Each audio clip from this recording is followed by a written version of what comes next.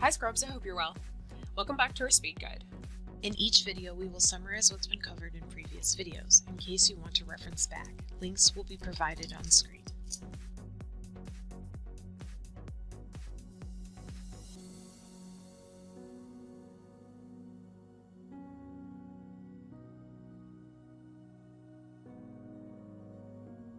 In today's video, we will cover single speed race skills, team speed tips, and ride lines.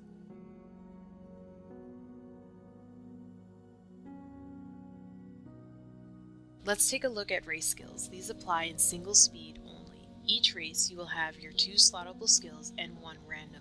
Skills are level locked. Some may not be available at your current level. To change your horse skills, click the character head located at the bottom of your screen. This will bring up your player profile screen.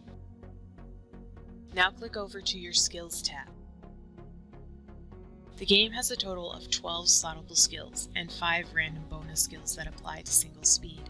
You are able to equip 2 different sets. Your skills can only be changed at your ranch.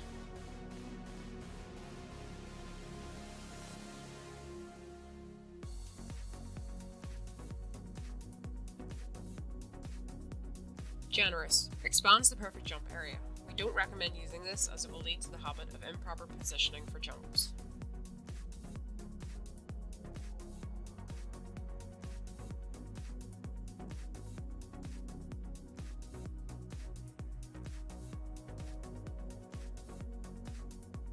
Helping Hand allows you to obtain additional gauge when chasing. This skill would be most useful with a spirit stat horse.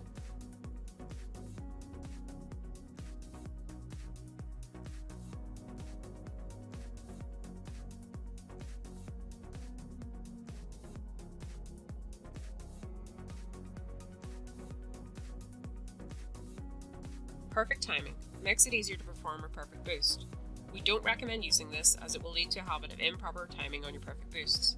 This is easily learned with practice and isn't the best use of a skill slot.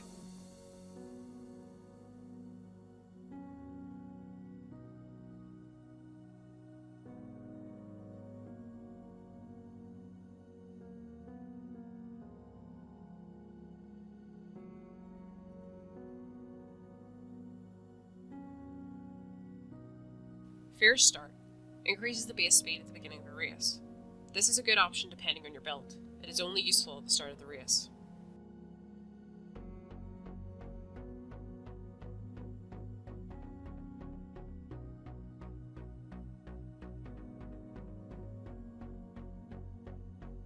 Car Start allows you to obtain extra gauge on acquiring a perfect start. This is a good option depending on your build, but it's only useful at the start of the race.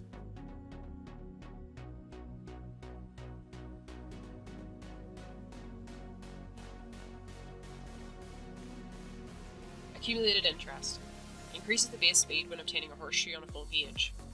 However, as mentioned in part 3, you're going to want to be chain boosting, which will make the skill redundant.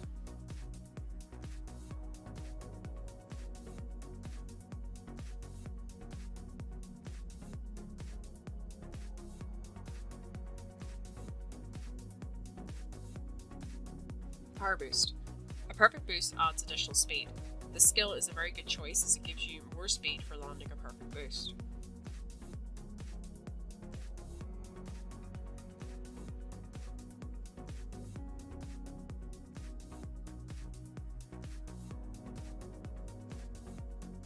Speed Stunts. Sliding during a boost gives additional gauge. This is a very good skill to use and it is useful throughout the entire race. This skill pairs very well with the techniques you are learning throughout this video series.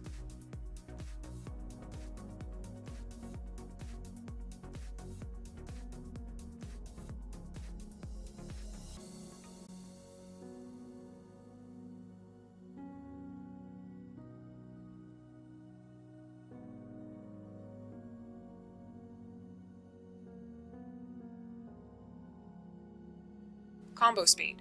Speed increases after every 5 perfect jumps.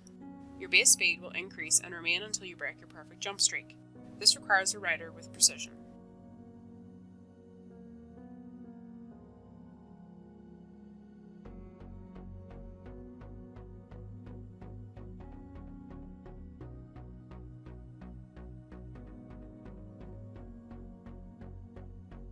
Extreme stunts. Performing a perfect jump while sliding increases gauge. This is a very good skill to use and is useful in most situations. The skill requires the use of the jump dash, which will be covered in Part 8.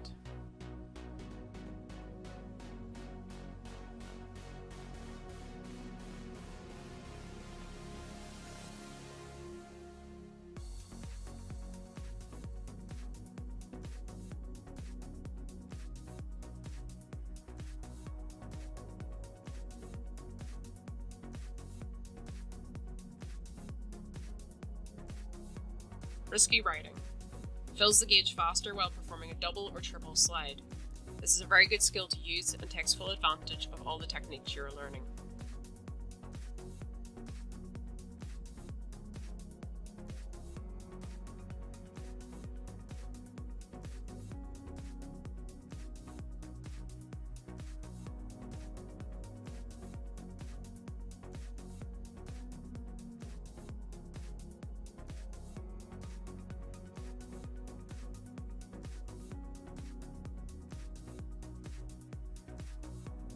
Secret Escape. Feathers disappear when using two boosts simultaneously. The ability is used to deny a contender your speed. This requires you to spam your boosts, which is situational.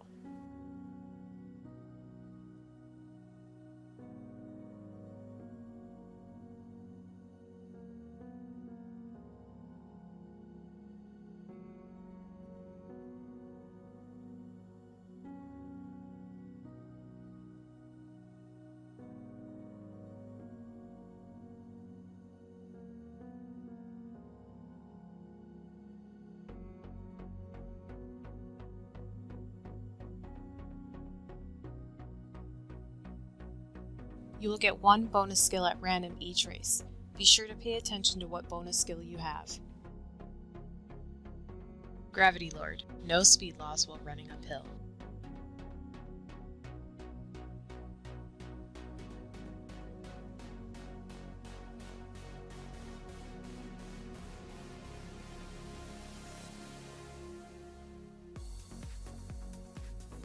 Breakthrough.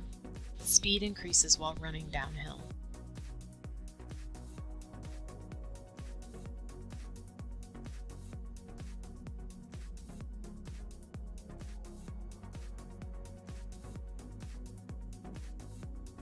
Perfect Jumper. Every first 3 jumps are counted as perfect.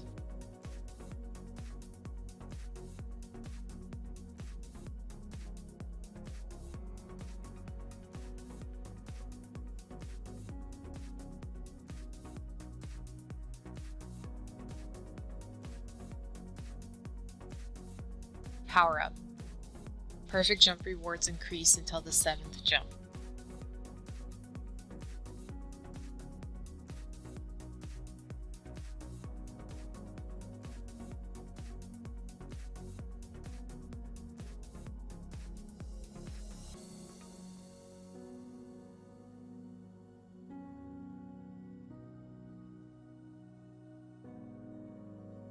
Reward King. Perfect jump gives extra gauge.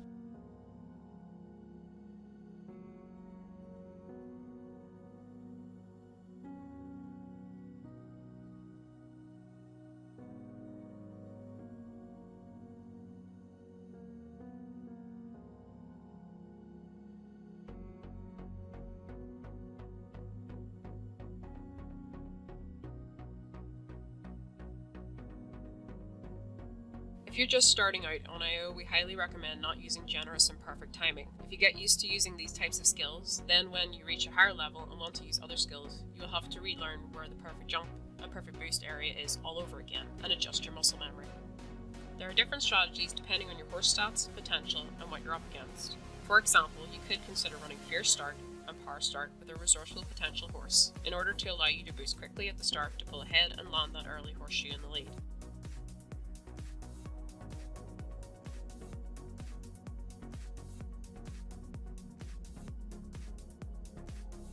You could use skills that are helpful in specific circumstances, but generally we want to use skills that are helpful throughout the entire race duration. Some race skills tie into the techniques you're learning within these videos. For example, risky riding increases gauge, while double or triple sliding, and extreme stunts provides additional gauge while sliding over a jump. Both are extremely helpful for the jump dash technique. Our recommendations for the skills are Set 1, Power Boost and Extreme Stunts. Set 2, Extreme Stunts and Risky Riding. You can change between these two setups until the end of the countdown in the race room.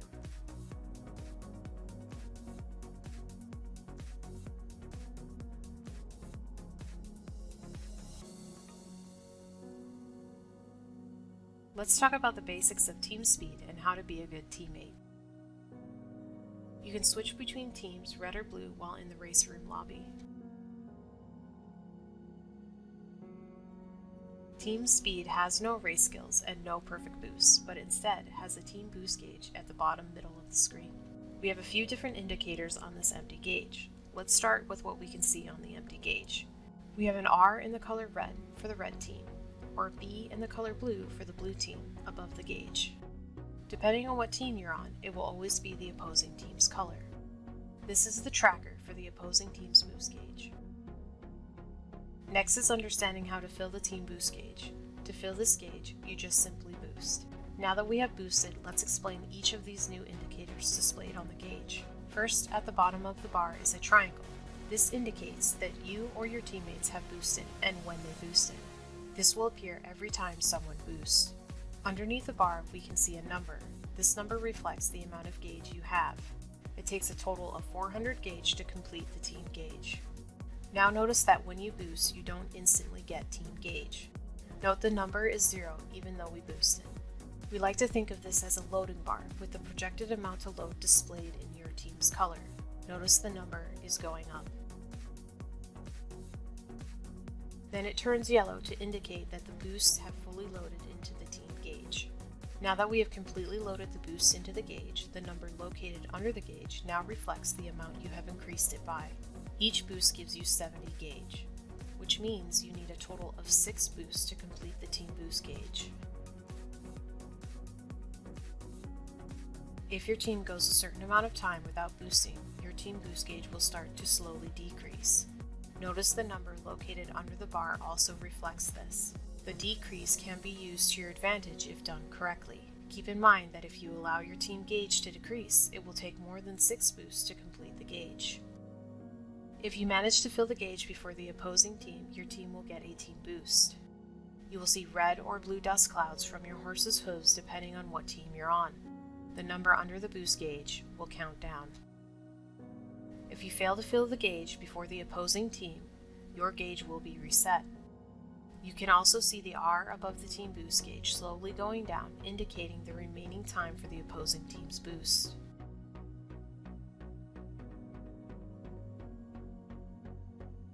As previously mentioned, the boosts made by you and your teammates are loaded into the team boost gauge. Therefore, it does not matter if you spam boosts or boost slowly. You and your teammates' boosts will still have to load into the team gauge. The R or B above the bar will slowly move. This indicates the opposing team is loading the gauge into the team boost gauge and does not indicate how many boosts the opposing team has used. This can lead to overboosting because a player may think boosting more will fill the gauge faster. In fact, overboosting will waste these extra boosts that are excess to the 400 points required. Team speed is different depending on whether you are running with an organized group or with random players. If you are running with an organized group, you will be assigned a role and communicating when to boost. Strategies also change depending on how many players are in the room. If you are running with random players, the general rule of thumb is to boost with your teammates and fill the gauge quickly and effectively. Let's discuss the possible roles within team speed. Front runner. This is typically your most skilled player. This player is responsible for passing the finish line first. Usually you will have 2 in 4v4, 1 in 3v3, and 2v2. Support. This player is responsible for filling the team boost gauge. Boost according to the team boost gauge no matter their race position. Usually you will have 2 in 4v4, 2 in 3v3, and 1 in 2v2. We are going to list a few strategies for team boosting. This strategy we have named denying. Fill your team boost gauge until it is close to the end, then wait for your rival team to fill their gauge to around the halfway point. Then boost to fill your own team gauge before the rival team completes theirs, which will reset their gauge to 0 and they will not obtain the speed boost. Your team will have then denied them the speed boost, which wastes the rival team's boost, and your team will get the speed boost instead. This next strategy we have named holding. This requires your support roles to hold their boost until the rival team has completed their team boost gauge, which grants them the team speed boost. Then your team should spam their boosts to fill the gauge quickly before the rival team's boost ends. Keep in mind the previous deny strategy we mentioned. If the rival team chooses to build the gauge for the use of a deny strategy, your team using a holding strategy could lead to prolonged periods of time of holding your gauge. A standoff is not desirable. In this situation, have one support boost once and have the others hold their boost. This may trigger the rival team into completing their team boost gauge because they think your team is trying to fill the whole gauge. In most situations, you want to time a team boost with the final spurt.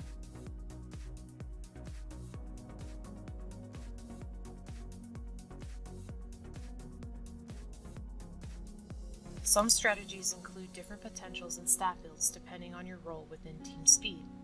For example, if you are a support member, a 120 speed horse with a strong heart potential would allow you to take full advantage of smaller boost chains while boosting more often. A leader might prefer a resourceful.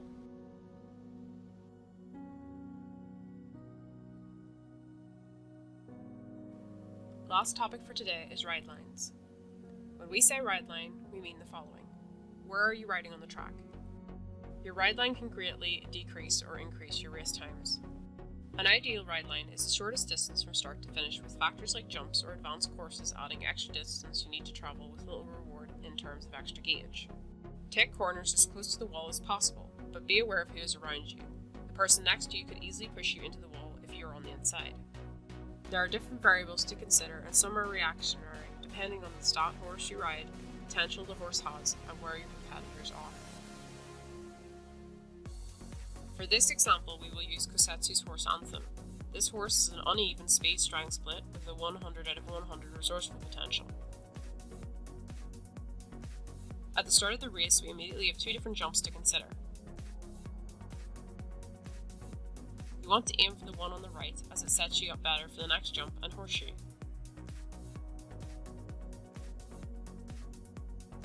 Now notice the shadow.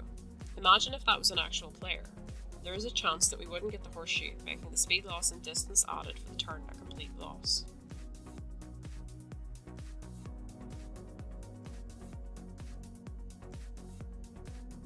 Next, we have another corner. This jump does not give us enough gauge to go out of our way to hit it, so we take a tight turn instead. Keep in mind that your race skill could augment this, especially if you have Reward King, which could make taking the jump worthwhile. So you want to consider your circumstances when deciding whether to take this jump, or instead take the tight turn.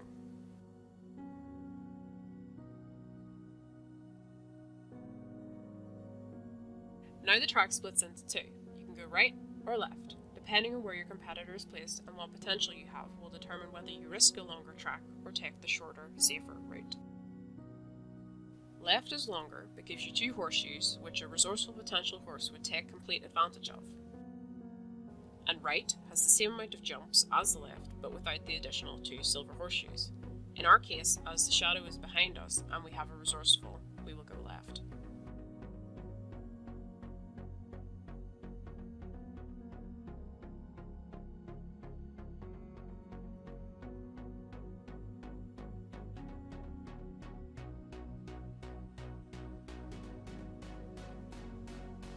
Lastly, for this track, you have multiple routes you can take. Both paths take practice to execute properly. Let's take a look at the top path. This path starts with an uphill climb onto a small beam with a golden horseshoe. You can opt to continue straight to the finish line, or jump down to gain additional gauge from the silver horseshoes, followed by another uphill. Note that running uphill decreases your speed. Now let's look at the tunnel path. This path starts with a straight down the tunnel, with 2 silver horseshoes, creating a great opportunity to jump dash. You can opt to continue straight down the tunnel to the finish line, or make a hard left into the adjacent tunnel, followed by 2 additional jumps.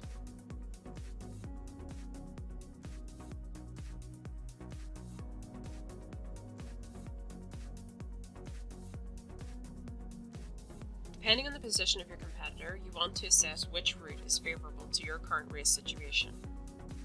Your ride line can be different from one lap to another. For example, on earlier laps you want to maintain sufficient gauge to continue on to the next lap, while continuously boosting when desirable. However, in the final spurt of a race, you want to take the most efficient path to the finish as possible, therefore getting to the finish as fast as possible, with minimal speed loss from running uphill, turning, or advanced routes. In certain circumstances, gaining excess boost gauge from another path, which might cause speed loss or additional distance travelled, could mean the difference between winning and losing. When you're looking at a track, try to consider what you gain and what you lose from taking a certain route. It is therefore important to try different routes and assess which route on the track suits your particular situation, which also includes competitors, your own horse stat build, potential, and speed skills. Anyway, Scrubs, I'm going to leave it there. I hope you had a lovely day, and bye-bye.